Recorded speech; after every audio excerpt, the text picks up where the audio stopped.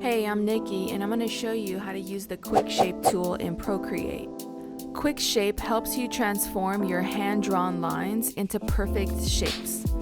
Start with drawing a line and hold for a second to see it transform into a perfect straight line. It works for shapes too. You can create perfect circles, squares, and triangles.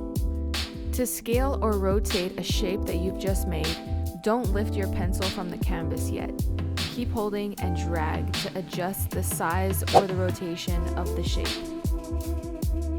To rotate your shape in precise increments, hold a finger on the canvas while dragging your shape. This will allow you to rotate the shape in 15-degree increments. When you release your shape, the Edit Shape button will appear in the notification bar at the top of the canvas. In Edit Shape mode, the options are determined by your initial shape. These appear as buttons in the notification bar. Here, you can set up the pencil gestures to activate QuickShape on your last stroke, or you can just enable the draw and hold setting, which is the one I'm using now.